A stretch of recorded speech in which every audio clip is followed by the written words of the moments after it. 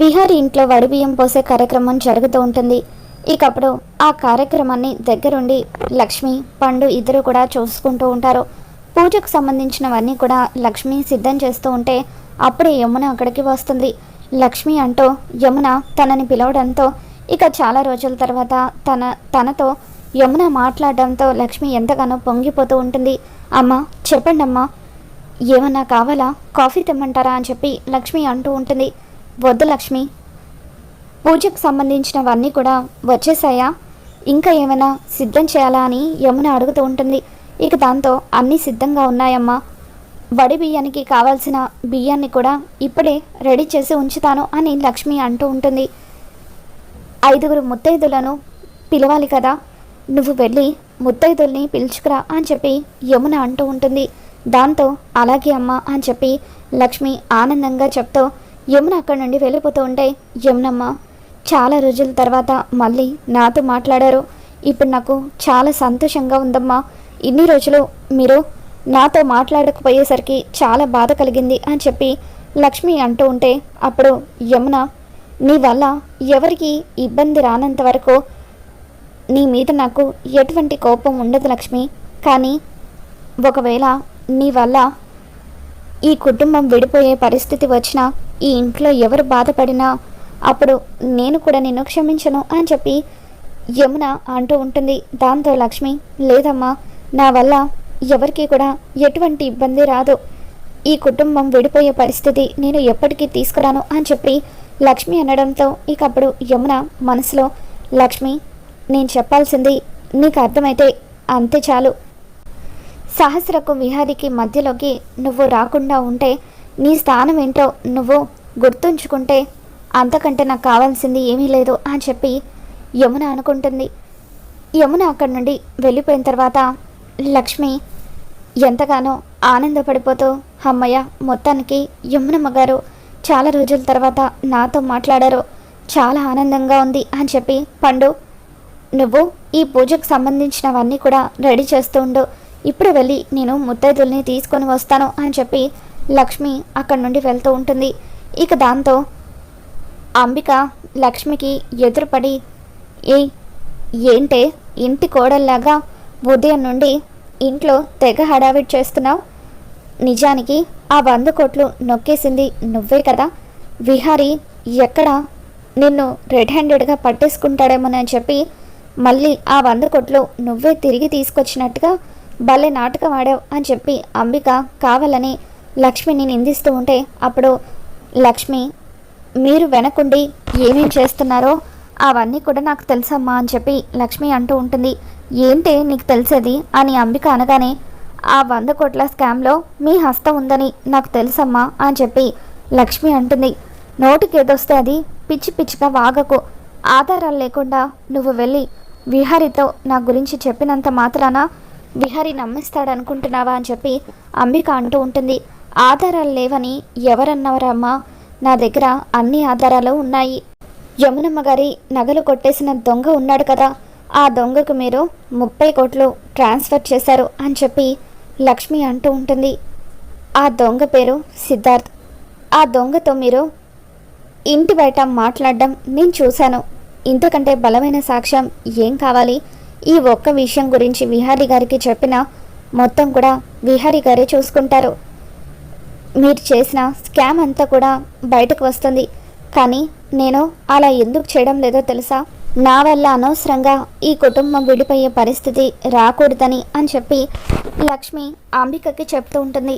చూడండి అంబిక అమ్మ, మీ వల్ల విహారీ గారు ఈ ఇంట్లో వాళ్ళు గతంలో ఎన్నో ఇబ్బందులకు గురయ్యారు, కానీ ఇప్పటి వరకు మీరు చేసినవన్నీ తెలిసినా కూడా నేను ఒక్క విషయం కూడా విహారీ గారి దగ్గర మాట్లాడలేదు, కానీ ఇదే మీకు లాస్ట్ వార్నింగ్, ఇంకొకసారి మీరు ఈ కుటుంబానికి ద్రోహం చేయాలని చూసినా, వెన్నుపోటు పొడవాలని చూసినా ఎట్టి పరిస్థితుల్లోనూ నేను సహించను, ఆ మరుక్షణమే విహారీ గారి దగ్గరికి వెళ్ళి మీ గురించి మొత్తం కూడా చెప్పేస్తాను అని చెప్పి లక్ష్మి అంబికకు వార్నింగ్ ఇచ్చి ముత్తైదుల్ని పిలవడానికి అక్కడి నుండి వెళ్ళిపోతుంది.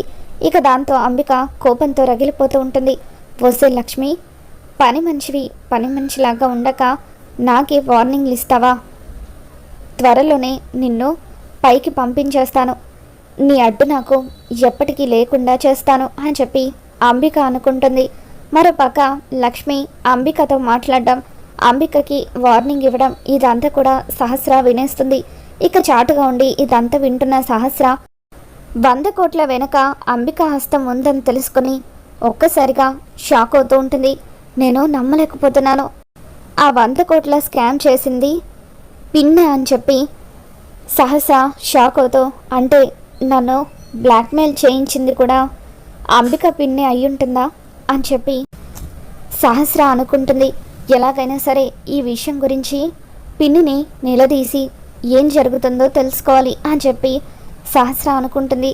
మరోపక్క లక్ష్మి వెళ్ళి ముత్తైదుల్ని పిలిచిన తర్వాత తిరిగి ఇంటికి వస్తుంది. ఇక ఇంటికి వచ్చాక యమున, అమ్మ లక్ష్మి మొత్తం కూడా సిద్ధం చెయ్యి, విహారీ సహస్ర ఇద్దరూ కలిసి జంటగా ఈ వడిబియ్యం కార్యక్రమం చేస్తారు, ఎందుకంటే నేను ముత్తైదుని కాదు కదా, ఈ కార్యక్రమం నేను చేయకూడదు అని చెప్పి యమున అంటూ ఉంటుంది. ఇక దాంతో విహారీ, నిజానికి ఈ ఇంటి కోడలు లక్ష్మి అమ్మ, ఈ కార్యక్రమం అంతా జరగాల్సింది లక్ష్మి చేతుల మీదుగానే, కానీ నేను ఆ విషయాన్ని నీతో చెప్పలేకపోతున్నాను. సహస్ర నా భార్య కాదు, అయినప్పటికీ తనతో కలిసి నీ సంతోషం కోసం నేను ఈ కార్యక్రమాన్ని జరిపించాల్సి వస్తుందని చెప్పి విహారీ అనుకుంటూ ఉంటాడు. ఇక వడిబియ్యం కార్యక్రమం పూర్తవడంతో యమున చాలా సంతోషంగా ఉంటుంది. ఇలాగే విహారీ సహస్ర చేతుల మీదుగా జరగాల్సిన శుభకార్యాలన్నీ జరిపిస్తే వాళ్ళ బంధం బలపడుతుంది. అప్పుడు వీళ్ళ మధ్యకు లక్ష్మి రాకుండా ఉంటుంది అని చెప్పి యమున అనుకుంటూ ఉంటుంది. మరోపక్క సహస్ర కార్యక్రమం పూర్తయిన తర్వాత అంబిక గురించి ఆలోచిస్తూ ఉంటుంది. ఖచ్చితంగా నన్ను బ్లాక్మెయిల్ చేయించింది అంబిక పిన్నే అయ్యి ఉంటుంది, ఎలాగైనా సరే ఆ విషయం గురించి ఈరోజు నేను నిలదీస్తాను అని చెప్పి సహస్ర అంబికతో, పిన్ని నేను నీతో మాట్లాడాలి అని అంటూ ఉంటే, ఏంటి సహస్ర దేని గురించి అని చెప్పి అంబిక అంటుంది. ఆ 100 కోట్ల స్కామ్ చేసింది నువ్వే కదా అని చెప్పి అంటూ ఉంటే అంబిక, ఈ విషయం దీనికెలా తెలిసింది అని చెప్పి కంగారు పడిపోతూ, ఏం మాట్లాడుతున్నావు సహస్ర, నేను స్కామ్ చేయడం ఏంటి అని చెప్పి అంబిక అంటూ ఉంటుంది.